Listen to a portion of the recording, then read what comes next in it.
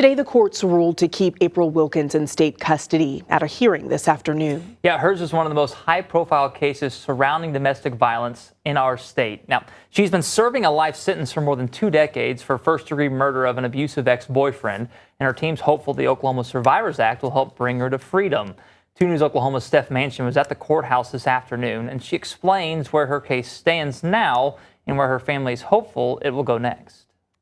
We remain steadfast, we remain fighting for her case, we remain fighting for her freedom, and we believe when we put our case on, the evidence will speak for itself. After 26 years behind bars, April Wilkins will have to sit tight a little while longer. The Tulsa woman has been serving time at Mabel Bassett since 1999 for the killing of her abusive ex-boyfriend.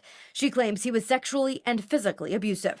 In her latest hearing Tuesday afternoon, the judge ruled to keep Wilkins in custody until her team can provide more evidence. At the end of the day, our goal, as I would imagine Ms. Wilkins' goal is, that the judge has all the information available to him to make an appropriate decision on the case. But Tulsa County District Attorney Steve Kunzweiler says that's not been their approach, hence the holdup on Wilkins' case. At the beginning, they were representing that they had everything. We did our due diligence to find they didn't have hardly anything from the original murder file. Kunzweiler says they've been waiting for Wilkins' team to identify a forensic expert to go through the evidence, which he says has yet to happen. One of Wilkins' attorneys, Colleen McCarty, did not comment on that claim. But it sounded like a lot of arguing over process when really just hopeful that they would get a date set. Which they did. Her next hearing is set for September 3rd, giving April's sister a glimmer of hope.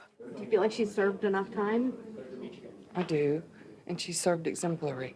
So this is really difficult. Although it's not the outcome they wanted, Wilkins' team of attorneys is holding out hope that once their evidence is presented, Oklahoma's Survivors Act will be that final push to bring her to freedom.